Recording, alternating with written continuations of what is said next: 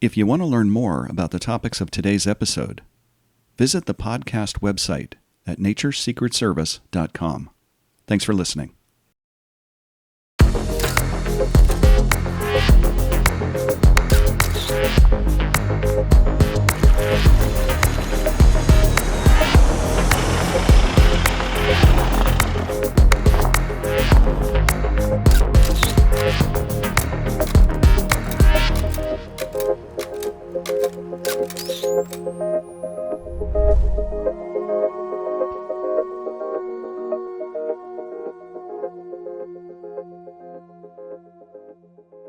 Okay, people, listen up. Here we go.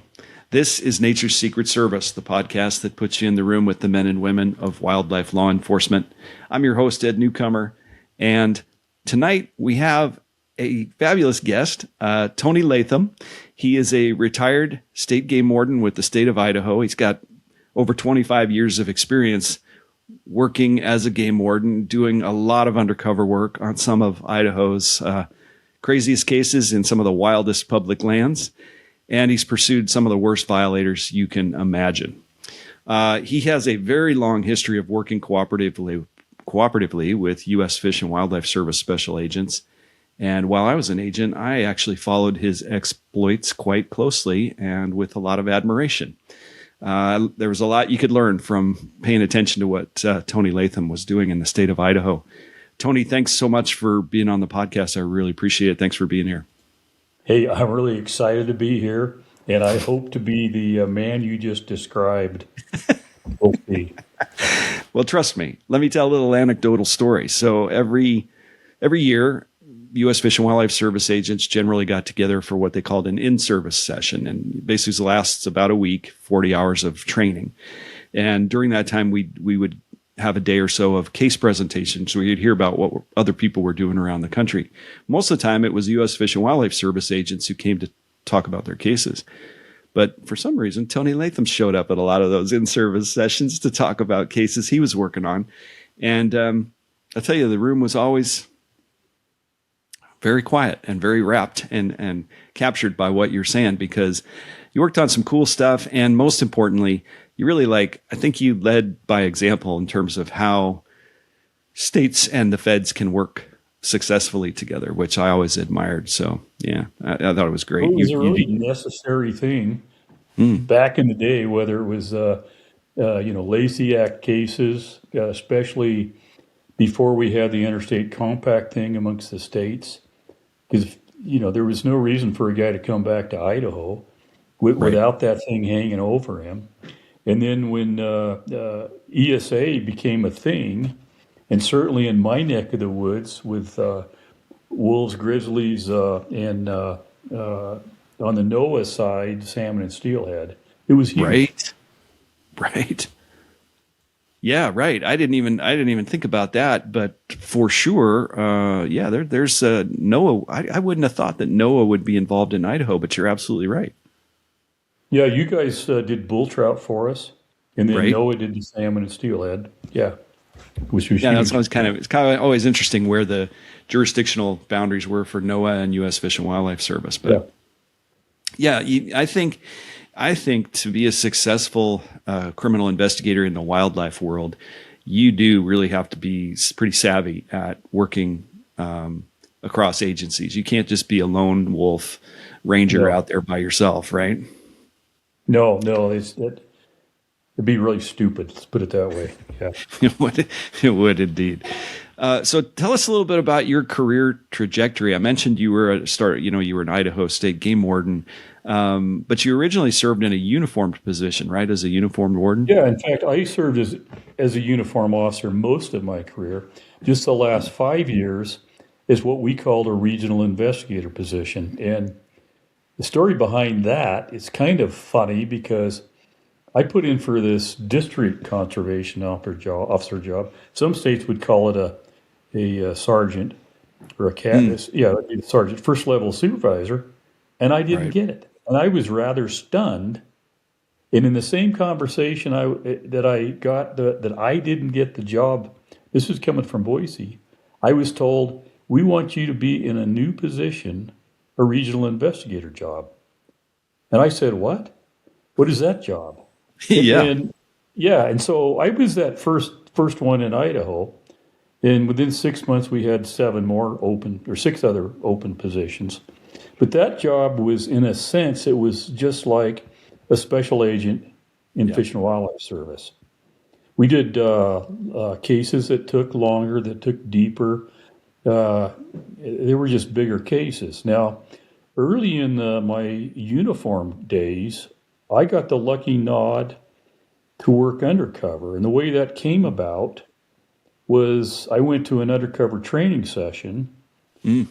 and our SIU group had failed miserably about a year before that. In fact, I was one of the guys that got sued for conspiracy to take somebody's property or something, Oh because boy. I was in a takedown raid, and my job was to go seize a moose liver out of somebody's house, and we did that, and had a warrant, of course, and then this guy sued us, and of course that suit went away within 2 months, but that is never a fun thing to get a paper served on you from a deputy that you know. And so our SIU group crashed. Huh. And then about a year later, we hired a new operator who became a good friend of mine. And he was a retired Secret Service agent.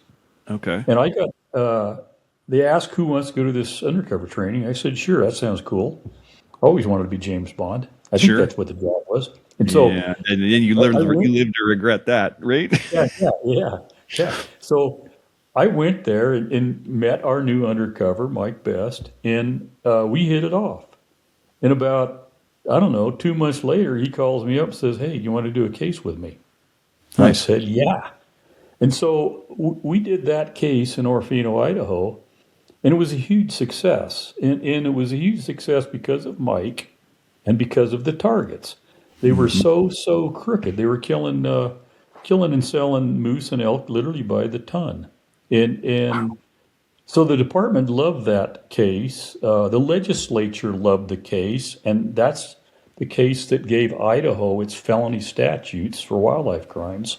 No kidding. But after that case, I was allowed to work undercover as a uniform guy the rest of my career, and then certainly when I became a regional investigator. So it was kind of a crazy time period because, that was pre-cell phone days, and Right. I had one phone in my house. Right. And it could either have rung from somebody calling me up about an elk case or whatever, or it could have been my undercover line coming into the house. So I know you've done a lot of undercover work, and there's a point where you got to change characters. Yes.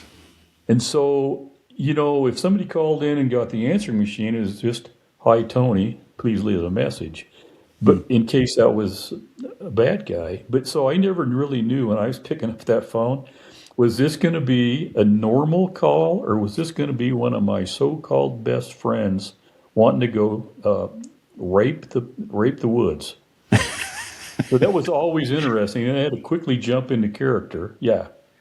So Yeah. I really appreciated having that opportunity to do that, because those cases, a lot of them turn into huge cases, and they're the ones that I probably remember best. Yeah. Yeah. Yeah, because you kind of live them in a little bit longer term than you do when you're just doing uniform patrol work, right? You kind of For sure. really get Months into it. and months. Yeah. What you described there is, I'm sure a lot of listeners are kind of like, clutching their pearls and gasping, because what you see on TV about undercover work is that, the agency rents a house, and the undercover agent's living in a house that's all wired with cameras, and they've got 10 people backing them up at all times. And that is not the case. No. No. And I was a lot. lucky. It was lucky when I'd go to work a UC case across the state. I was lucky to be able to tell the local guy I was going in, and that I'd call him when I came out. I was lucky to do that. I mean, I wasn't wearing a body wire with some guys in a van or anything like that. No. It's not like somebody's going to say, he's in trouble, send in the team. Yeah. Doesn't work that way. You are on your own, and even when you do have backup, I mean, even when I did undercover work in LA, my backup often did not have eyes on me. Sure. The only way they'd know I was in trouble is if I didn't check Yeah. in a few hours, right? Yeah. So a lot of trouble can happen in a few hours. Yeah. So, okay, that's interesting. So even while you were a uniformed warden, you were kind of detailed or allowed to do a lot of undercover work and essentially work plain clothes, yeah? I always had a UC case going during my uniform days. That's awesome. Very Yeah. cool. Yeah. Then explain, I think you used the term SIU. What does that stand for? Where Idaho? Special Investigative Unit, excuse me. Yeah. Yeah. Okay. These days, those guys are ripping lips. We've got What does that mean? Well, we got 2 full-times and a supervisor, and those guys are making major case after major case after major case. Yeah. And I assume like other states and U.S. Fish and Wildlife Service special agents do, they pretty much are focusing on the most egregious cases and the commercialization of wildlife, right? So when you were a state game warden and then an SIU investigator, how did you interact with U.S. Fish and Wildlife Services agents that were based up there in Idaho? Well, early on in my career, it was probably more common then because where I lived and worked was in Salmon, Idaho, and salmon is a huge vacuum to bring in non-residents because we have great hunting here. Don't tell anybody that on the podcast. No, don't worry. I only have So 5 people we that have listen this to my huge podcast. volume of non-residents. They come in and break the law. Now, if we just arrested them and they bonded out, or we wrote them a ticket or whatever, and they go back to Tennessee or wherever, you could bet we would never see them again. And so what we always did is call up you guys, and you guys would start a Lacey Act with that thing going on in the background. And that's how we enforced the law of guys that had the potential to not come back. And it worked great. And we did that up until about the late 80s when we got the interstate compact amongst all the states to where if you didn't appear on your ticket in Idaho and you lived in Tennessee, you'd lose your hunting privileges in every state in the union until you got that addressed. And that worked great. Now, sometime about in there is, 95, the wolf thing. So that became a huge deal with you guys. And Right. right in there, we were dealing with listed bull trout, dealing with you guys, using your powers. And like I said, with the NOAA agents, with endangered salmon, Chinook, and steelhead. So, yeah, but it was a constant thing. Yeah. Yeah, I think I've always described to people, the best way to think about Fish and Wildlife Service and state wildlife agencies is comparing FBI with local law enforcement. The feds definitely need the states for assistance with what they do, but the feds can be very valuable to the states in terms of dealing with state crimes that cross state lines. Right? Hugely valuable. And then I always thought it was the same way with you guys because, you guys had offices, an agent in Idaho Falls, a couple in Boise, and I think that was it as far as Idaho goes. And how in the heck would your agents know what's going on in Salmon or Coeur d'Alene or wherever without the local officers? Yeah. Couldn't. Yeah. And, for officer safety reasons and a lot of other investigative reasons, you got to have those liaisons.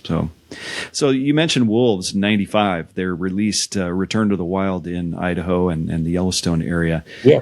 If you remember, when wolves were reintroduced in Idaho there, what was the immediate reaction of the officials at Idaho Fish and Game?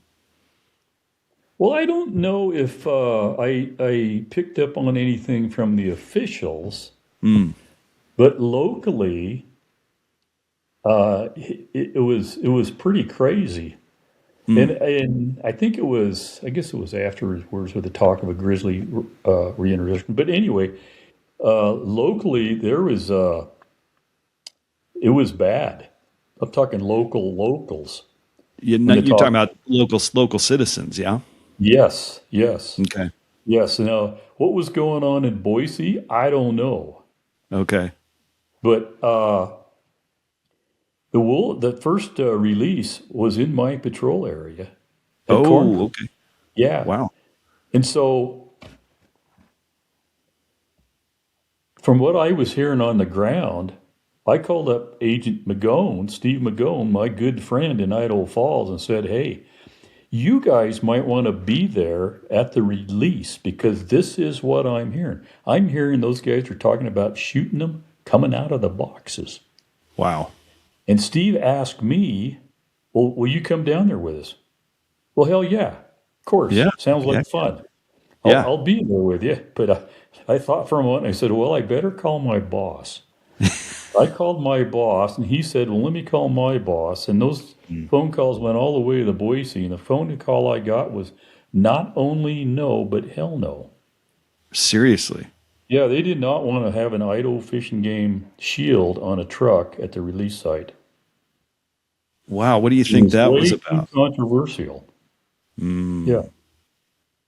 Too much. Yeah. Okay. Too much negative publicity. They just didn't want to deal with it.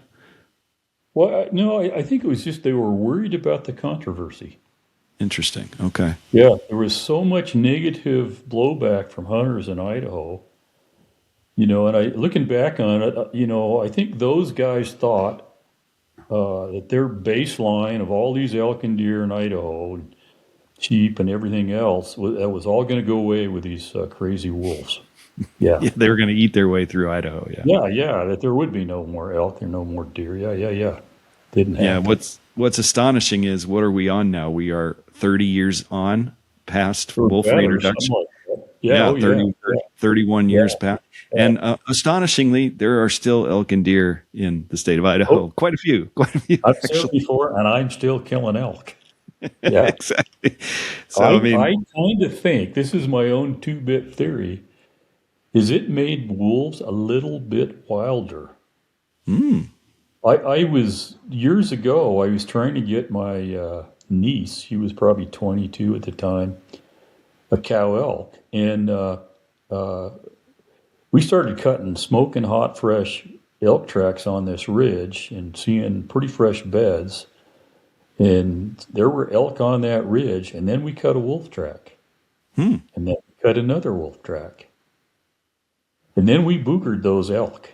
And they I don't think they smelled us. They sensed or heard or something like that, something other than an elk. And they got out there way faster than what I thought they should have.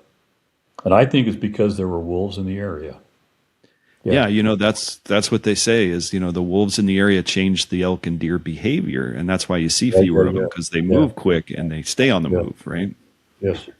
Yeah. Yeah. Yeah.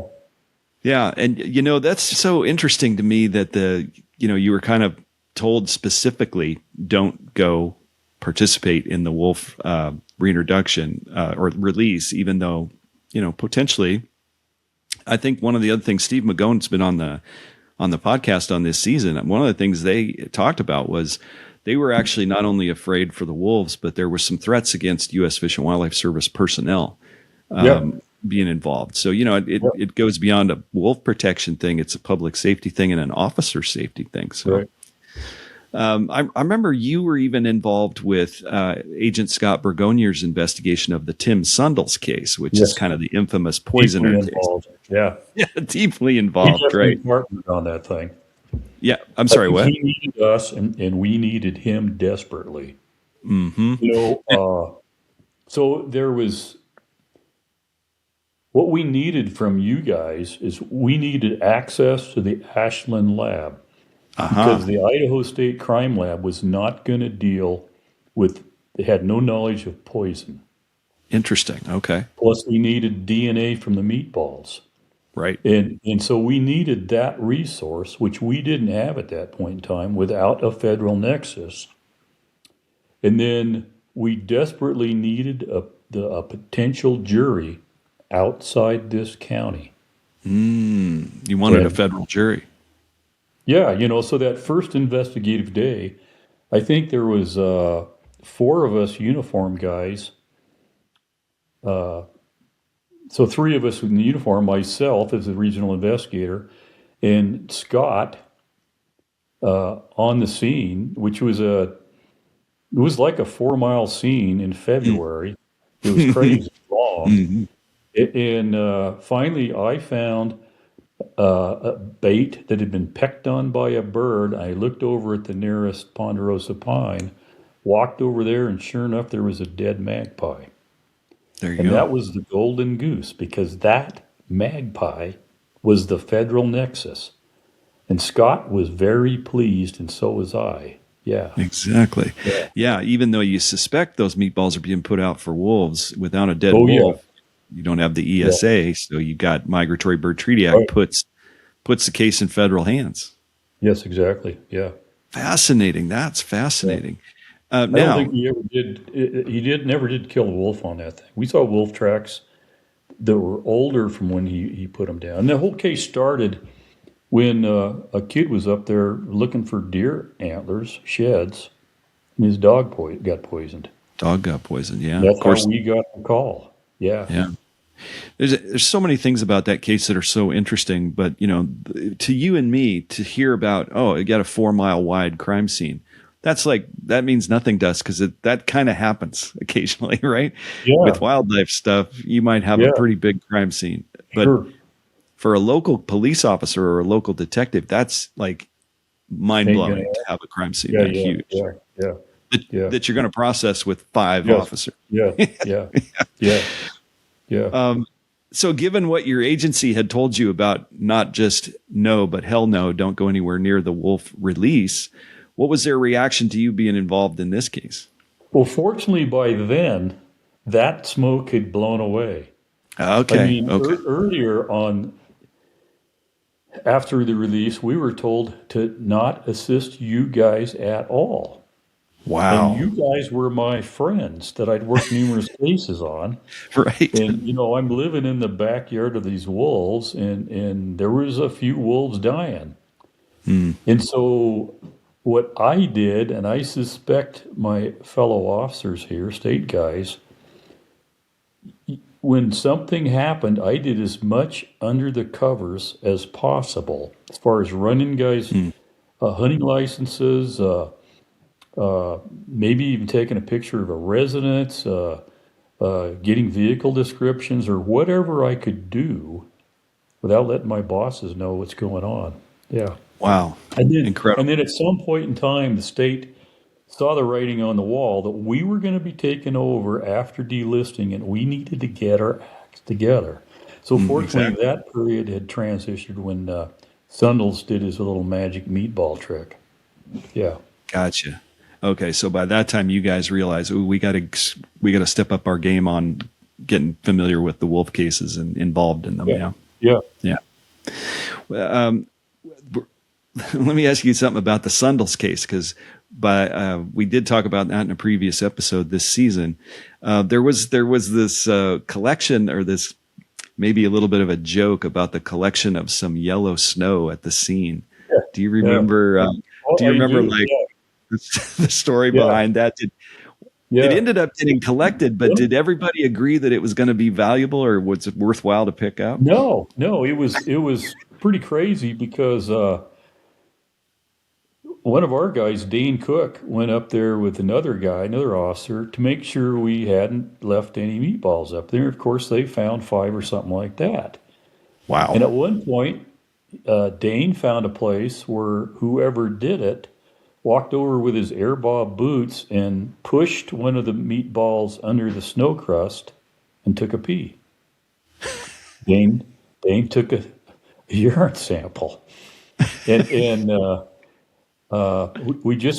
wrote a report, being the good officer that he is. And so that just sat there. And of course, when we eventually charged Sundles, that went on discovery, and it just sat out there. And I think at one point in time, I Googled DNA urine, and normally you don't get DNA out of urine because your kidneys cut it all up. It's very hard to get it. Yeah. And then out of the blue, Sundle's attorney said, "We want that urine tested." They did. It shocked us. Yeah, it shocked me. And for a long time, I wondered why he wanted that. And I think I know. I think he realized the odds of having Sundle's DNA in there was virtually nil. And yet, Right. could Dane Cook's DNA be in there? Could the guy doing the test, could he get his DNA in there or whatever? Right. And so we did it. And I take it as a compliment because his attorney said absolutely no way was Tony Latham going to be the one to swab Tim Sundles. He hated Well, we got to back up because the really coolest part of that whole urine story is that the reason that the DNA ended up in the urine is because Sundles had a cold the week before, right? And that's when DNA ends up in your urine. And we knew he had a cold because we were watching him. I had been watching him before the poison on a forum that he kept posting on. And that turned out to be a huge bit of our search warrant, what he said on there. Mm-hmm. And so we knew, he said he was feeling measly or something, but something to that effect. And because of that, he's just peeing out DNA left and right. Yeah, it was unbelievable. In fact, when Scott called me up and said, "We just got the information on the DNA from the urine," and he said, "I'm going to read this to you and tell me if I'm seeing what I think it says." You know, he disbelieved this lab report saying, "Yeah, Tim Sundle's DNA was in the urine." You know, yeah. So that is amazing. It was real. And right after that, Sundles agreed to plea, and that was that. The one thing I always heard, did you guys make fun of Dane Cook for collecting that urine when he first did it? Or did you think, what the hell did you get that for? So funny. He must have loved that. DNA, but it was from elk and deer and whatnot. Yeah. Well, Dane must have loved that. He got teased for it, and it turned out to be like the big piece of evidence. It was the big hammer in the end. Yeah. Well, we're actually, I had you on not necessarily to talk about the Sundles case, but I think your perspective on it is really good because we have talked about it. When it comes to predators that are listed as endangered and threatened in the West, the predators that can kill people, there is an interesting provision in the U.S. Fish and Wildlife Service, the federal rules, that one of the exceptions, one of the times you can kill them is in self-defense, right? Which makes sense, of course, because a grizzly bear can sure kill you. So a lot of times when grizzly bears are killed, state officers or U.S. Fish and Wildlife Service agents, one of the first things they do is they open an investigation, and they're going to, part of that investigation is going to try to either confirm or disprove a claim of self-defense, right? Sure. So those are carefully investigated, almost like murder investigations, just to see what the evidence supports. But, you know, wolves don't attack people. So, but technically speaking, that defense could be available if a person killed a wolf that was trying to kill the person. Sure. And in fact, if I remember correctly, there was some incident involving this notorious Sundles years before where he had admitted to killing a wolf, but he claimed he did it in self-defense. Do you remember the facts around that? He did that. I think it was about 18 months before he put the poison down. Mm-hmm. And he came out in a public big game meeting, if I recall first, and admitted killing it. Because I think he said it veered in towards his wife. Yeah, and so it was a stunning thing. And he announced that like a month after it happened, and it was a radio collared wolf. Right. And it became certainly regional in the Northwest information that this guy had admitted killing a wolf that had attacked his wife. It was a huge news thing. I lost track of how many newspapers covered it, but it was huge. Yeah. Yeah. I think, if I remember right, that might have been Agent Magone investigated that. I'm not sure. He might have. But my recollection is that it couldn't be proved one way or the other that it was self-defense or not. So they yeah. In fact, he was he burned the radio collar, and you didn't wait. He didn't do it for a month, and then when McGowan went in there, he wouldn't take him to the kill site without the sheriff there because he said that they were going to do him in or something. Yeah. Yeah, this is a guy who had bumper stickers on his car actually encouraging people to eliminate a Fed. He was selling those. Yeah. Yeah, and I don't think he was afraid of Feds. I think Feds should have been afraid of him. Well, it was kind of, I don't know if you remember, but there was a period there about this time where Feds were termed jackbooted thugs. Oh yeah, Remember that? Yeah. That was going on, and there was Idaho representative, I think, by the name of Helen Chenoweth, was pushing that, and yeah. Oh, it made its way all the way to L.A. I've been called jackbooted thug. Sure. Yeah, I've been called I'm a sure you jackbooted still have thug. your jack boots in your closet back there. Yeah. Yeah, exactly. Yeah, I've been called that a few times by people who ended up being convicted in trial. Sure. Exactly. Yeah. But later you were involved in another interesting investigation that involved a wolf killing, where the person who killed the wolf claimed self-defense. And it was tell us about that. Thing. Yeah, because I heard about the report, and Dane Cook there again was going to go out and investigate this, and I was thinking baloney, because I'd worked. Wait, what do you mean? In Alaska. Hold on a sec. So first of all, Dane Cook, he's a uniformed game warden, right? So he's kind of like the first responder that you don't want to go shoplift in his candy store. He was a really good game warden. He too is retired now, but he went out to investigate. And I'm hearing the stories, and I'm not believing it, because I had worked in Alaska as a wildland firefighter for a decade, and there was a few times I was scared to death of grizzlies. And I had this fear up there of two things: burning in a helicopter or being mauled by a grizzly. Those two things I feared. But never once was I in fear of wolves. I was around a lot of Inuit people, a lot of Athabascans. We talked about a lot of things, and nobody was afraid of wolves. Nobody.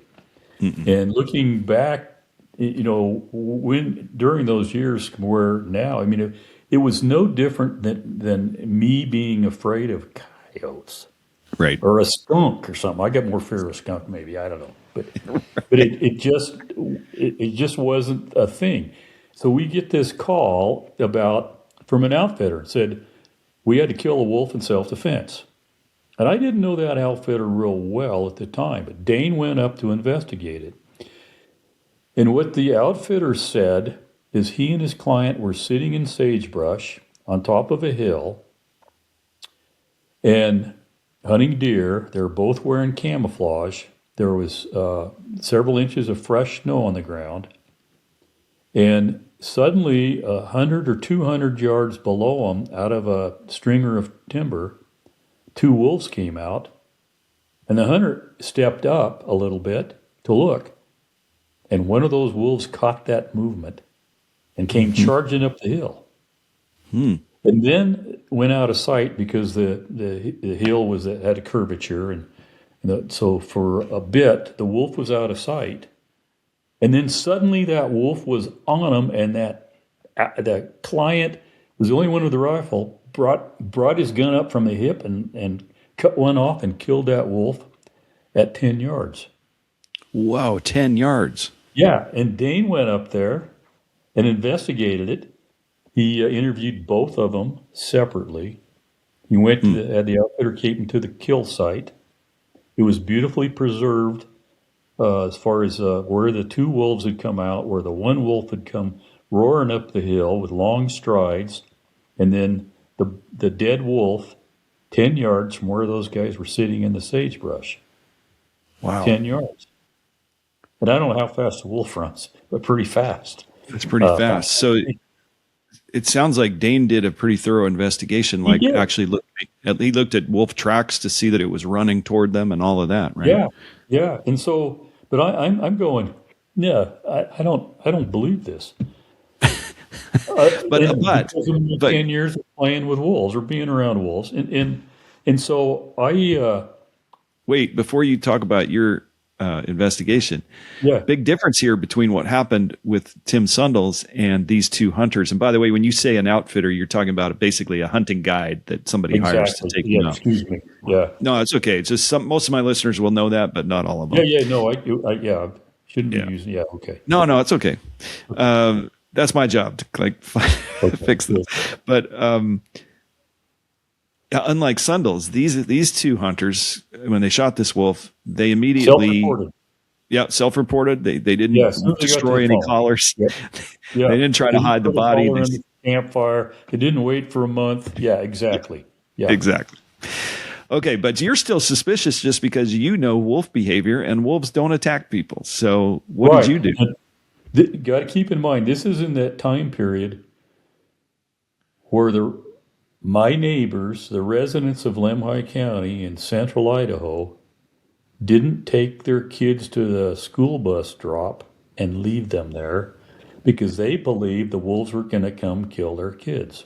That was kind of a general belief. Yeah. We had these new four-legged animals with giant fangs that ate everything, and it was no longer safe to be out there.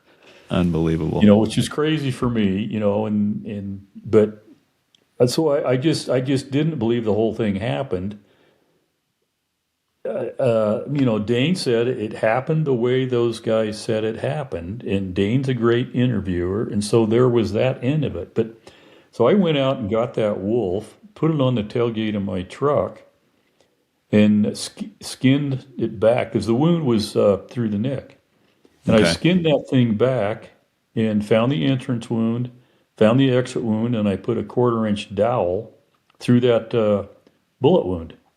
And it told the story, the rest of the story. How so? As soon as that guy stood up and brought his rifle up, in that instant, that 10th of a second, that wolf realized it wasn't a trail mix mule deer he was going to have as a snack, and turned and took that bullet as he turned. That wolf was beyond 90 degrees, and it was already in retreat and had realized its mistake, that these were humans, not food. I see. And I was so pleased to do that. And I actually took the photographs that I think I gave to you for your webpage. And I took them back to the outfitter and sat him down. I think the client was still there. Sat him down individually in my truck, showed him those pictures, and their jaws dropped. They realized at that point in time that wolf wasn't going to get them. And this was near Gibbonsville, which is, you can't even buy gas there. But there's a great restaurant there, the Broken Arrow. I went up there. I knew the owner quite well. And I said, Rose, because the news was all over the world about this wolf attack. And everybody was going, yeah, we're right. We can't drop our kids off the bus. And I went up there and I said, Rose, this is what happened. And here's where the bullet went after the wolf had realized what was going on and was trying to get away. And boom, the wolf was dead. And I actually left that photograph. She posted it up on her board. And I think, I'm pretty sure that de-escalated that Good terror for you. of the wolves. Of course, there's one of those black wolves. Yeah. Yeah, I saw. Those guys really hated black wolves. Yeah. You did send me the photos, which I will put on the website. The skin is peeled off, so anybody who looks should be prepared. But it does show the dowel going through it, which I think is a really great investigative step that you took, because it does show the direction of the bullet. So we will put that on the website. Thanks for sending those to me. So I have a couple questions about that. One is, based on your investigation, it sounds like your conclusion was that the wolf was not attacking the hunters. Absolutely. It was not. Okay. No question. But no question. I know some of my listeners might say, well, why did they shoot it then? So were they justified in shooting it, in your opinion? Absolutely. Absolutely. I may have done that with a wolf charging at full speed, and at 10 yards, I get my gun up, and here it comes, and it's right on top of me. Yeah, I thought it was justified. Yeah. Mm-hmm. Yeah. So then the next question I know some people are going to have, and you and I are going to explain a little bit of what a law enforcement tactic or law enforcement, something we're taught that is true. And that is, someone will say, okay, well, if this wolf turned, why did the hunter shoot? And so, do you remember from your academy or tactical training days something called the OODA loop? Do you remember that? I think I recall that, but I don't know what it is at this point in my life. Thank goodness. Please tell So, me. yeah, I think we should explain it a little because I used to be a tactical instructor. So, OODA loop is OODA, and it stands for observe, orient, decide, and act. And it's really a fascinating thing. If you stand with any listener today who listens to this podcast, I want you to do this experiment with your best friend, your spouse, girlfriend, boyfriend, whatever. Have them stand right in front of you within arm's reach and tell them that you're going to reach out and touch them with your left hand on their right shoulder. Tell them, I'm going to do that. I'm going to reach out and touch you on your right shoulder with my left hand. Okay? Don't let me do it. Don't hurt me, but don't let me do it. Even with them not knowing, your hands both, you got your hands at the side, you will be able to touch their shoulder before they'll be able to block your hand. And the reason for that is because Action versus reaction. Yeah, and you are ahead of them on the OODA loop. And what we do when we just exist in a conscious state day to day, walking down the street, going into a 7-Eleven, whatever it is, you're always observing, orienting, deciding, and acting. And it might just be walking and stepping up on a curb. Sure. When you observe the curb coming, you orient to the fact that you're going to need to step up, you decide to step, and then you do it. The problem is that when you are reacting to somebody else's, you're behind them on the OODA loop. So that's why I will always be able to touch you on the shoulder, always. Yeah. Totally agree. Yeah. Yeah. And so what happened in this case Wild West movies where the gunslinger sees the guy drawing and outdraws him. Doesn't happen. Never going to happen. Yeah. Yeah, exactly. And police are taught this because it's very important, because television will teach you that you're not authorized to shoot someone until they point a gun at you. And that's not true, because if you wait for somebody if you see somebody with a gun and you wait for them to raise it, they will shoot you before you can shoot them. It will happen. Yep. So the wolf was ahead of the hunters on the OODA loop. And by the time... Absolutely, sure. Yeah. Yeah. By the time the hunters observed and oriented and decided to act, the wolf had turned, but they hadn't acted yet. You know what I mean? It had to happen based on what Dane's diagrams and photographs and the bullet track information. It all happened in a millisecond. Mm. When that guy probably started to pull the trigger, it was a front-on assault, and by the time that bullet went off, mm-hmm. the wolf was scared to death. Yeah. Yeah, I think that's a really interesting case. But the best part about it for me is that the hunters self-reported, cooperated, did everything right. Sure. Yeah. Did you get a sense from them whether they were like excited that they'd killed a wolf, that they were pissed off at wolves? Because they were out there deer hunting. Did you get any sense from them about what they were? I think they kind of reveled in the moment that they'd been attacked by a wolf, and we were able to defend themselves. But they were still in shock over the whole thing when I showed them the pictures. Yeah. Yeah, I mean, they didn't seem to be bragging about it or aren't we really cool and we finally got one of those buggers or anything like that. No. Right. And you mentioned this was a black wolf, and anybody who has not seen a wolf in the wild, wolves are big. They're really big. Well, and, they are and they are. They're really tall. Yeah, they're They tall. got really big feet. Yes. But I've got a fat black lab. Actually, she's brown. And, at one point in time, she was 90 pounds, and that's a wolf. Yeah. A big Labrador, weight-wise, isn't any bigger than or any smaller than a gray wolf. Yeah, I think the really big male wolves maybe get to 120, something like that. Yeah, sure, yes. That'd be a huge wolf. Rarely, though. Yeah. And, I've personally encountered wolves on foot in Yellowstone on a trail, Yeah. backcountry, and I had an Sure. incident where 14 wolves came out of the woods pretty much right in front of me. Yeah. And you can tell instantly it's not a dog. They're very intimidating because they're big. Yeah. But Yeah. I would never felt threatened for a moment because they just looked at me and then they howled and then they walked away. As That was long as it. you don't make eye contact, and I'm saying that as a joke. So yeah. Yeah. Yeah. Or as long as you're not wearing a little Red Riding Hood cape and carrying a basket. Yeah. you're Yeah. good. Yeah. Yeah. Right. You've talked to me before about something you call the wolf wars. Yeah, it was What just are you that talking about? in that entire period of my career where the whole issue was so blown up, so blown out of proportion, it Hmm. was just crazy times. And it didn't make it easy for game wardens because, a lot of people were blaming the release Hmm. on game wardens and but I look back on it as I'm damn glad I was there during the wolf wars because it made life more interesting. It was a crazy period. I'm glad I'm there. I'm glad I'm not in that wolf war anymore. So, but anyway, yeah, it was interesting. Yeah. So why do you think there is such hatred of wolves in states like Idaho, Montana, and Wyoming? Well, I've been thinking about that for a long time, and certainly yesterday and today, Hmm. knowing that we're going to be talking about that, I've been doing some thinking. And I think what it was is everybody's got their baseline.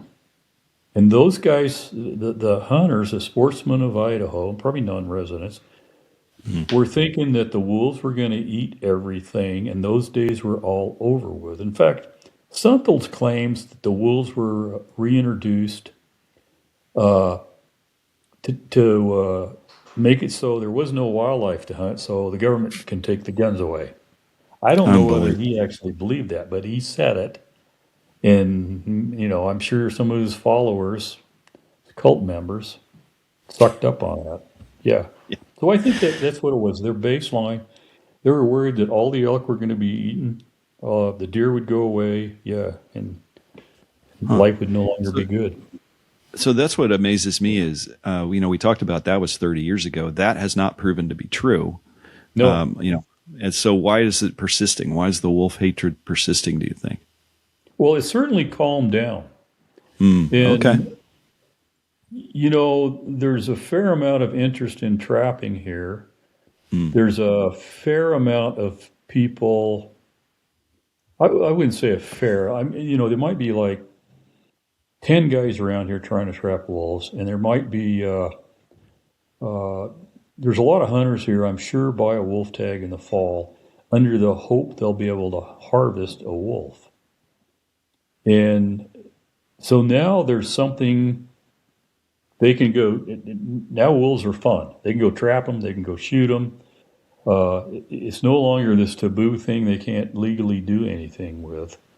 And so it's definitely changed.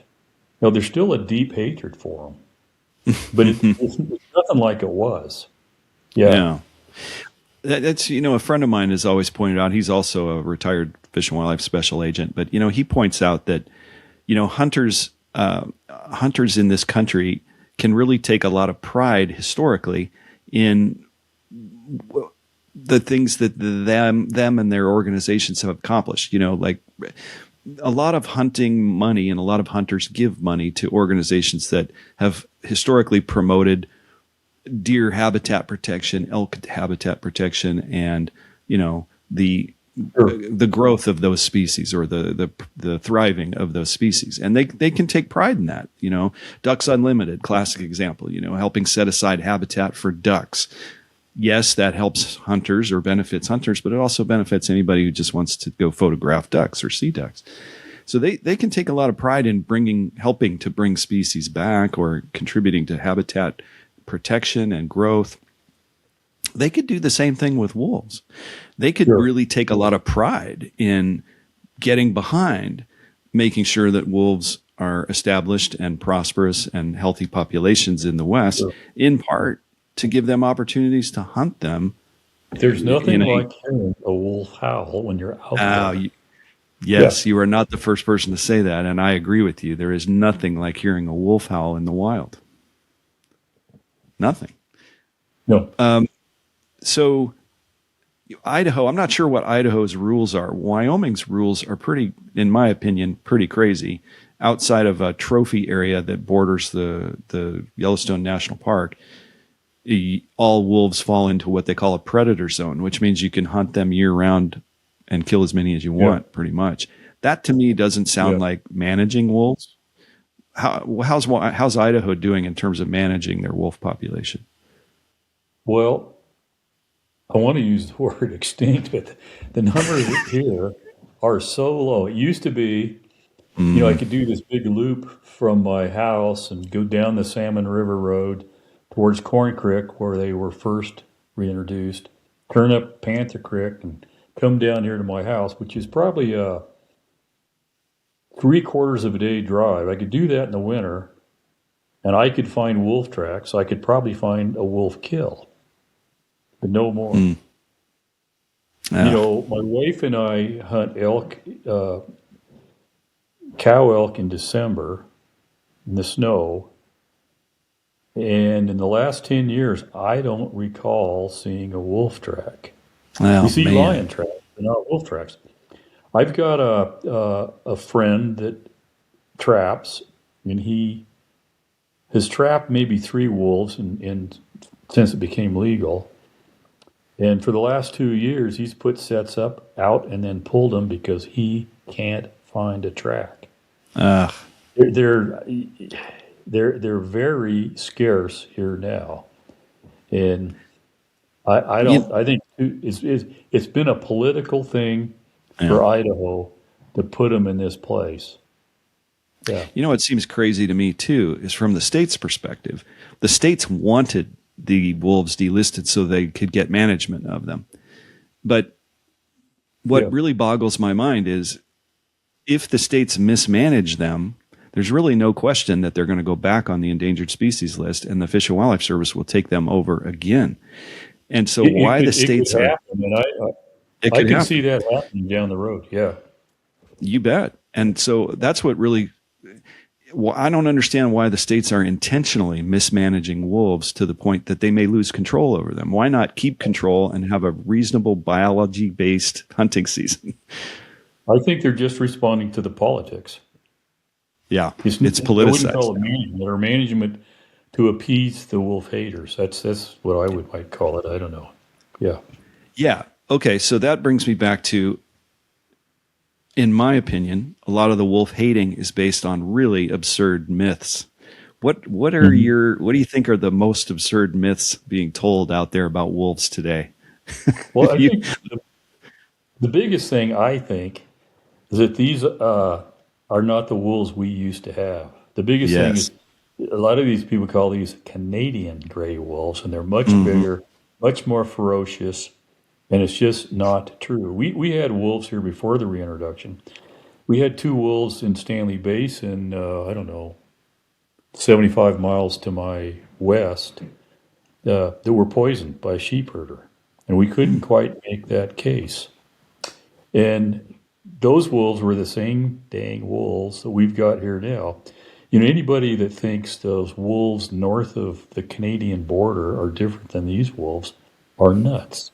Yeah. They don't know what that line is, where that line is. I mean, they're just like elk. The elk in British Columbia are the same elk as in Idaho. They cross the border, and wolves maybe even more so because they travel over great distances under certain circumstances. We had a pair of wolves that were both collared, and the female was killed.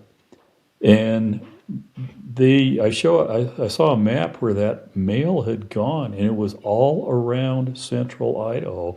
This huge, 300-400 mile journey, and I assumed he was looking for his mate. He was a broken-hearted wolf, when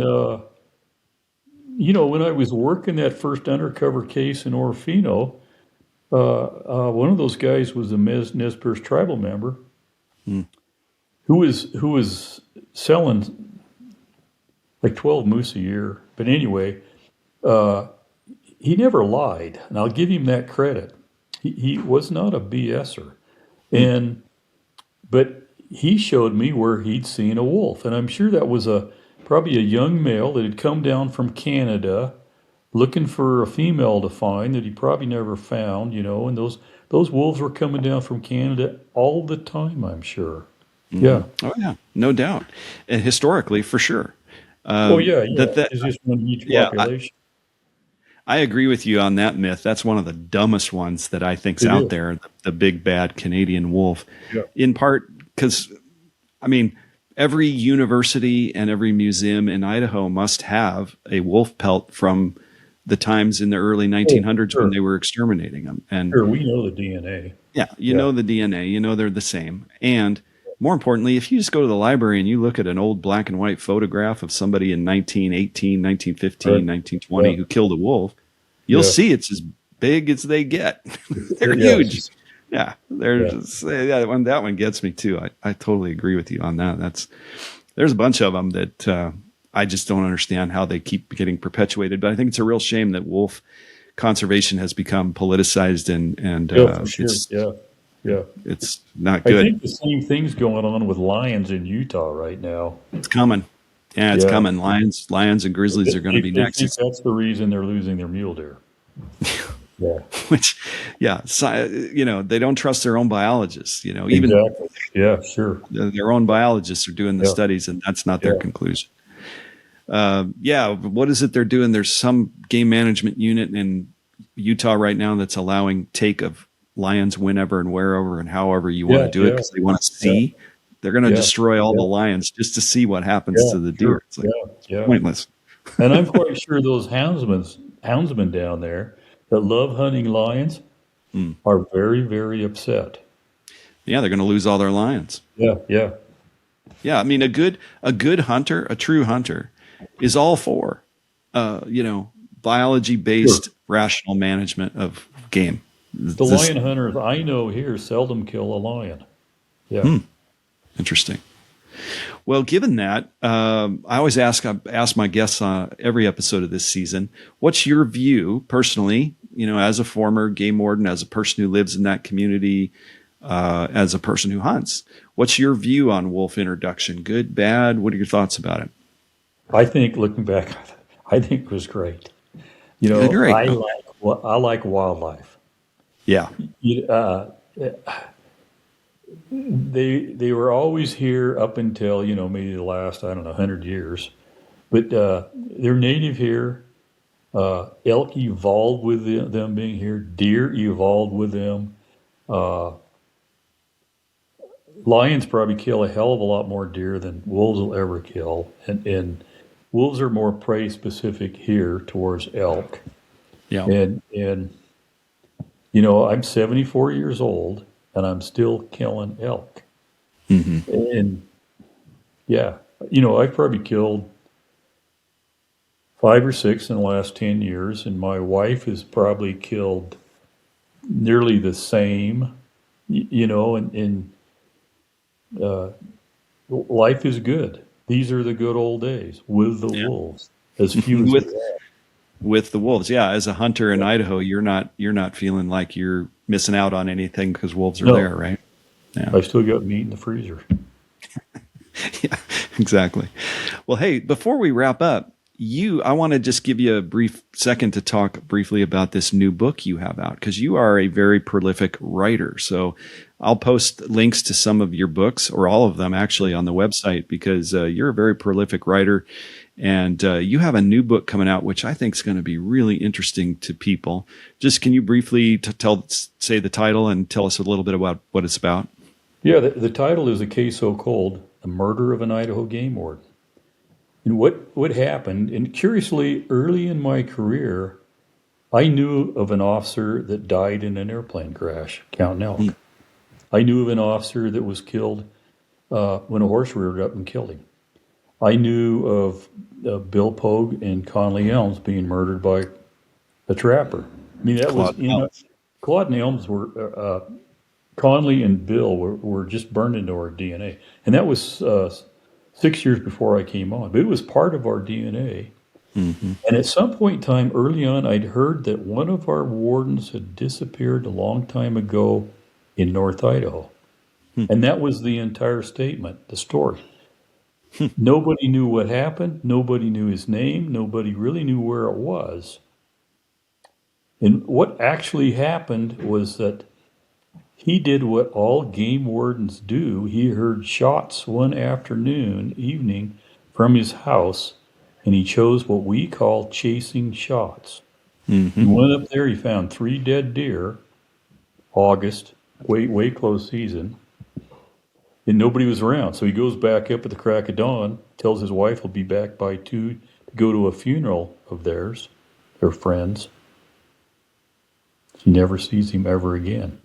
They had a search of over 1,000 people looking for him, an organized search by the sheriff. And it went on for weeks.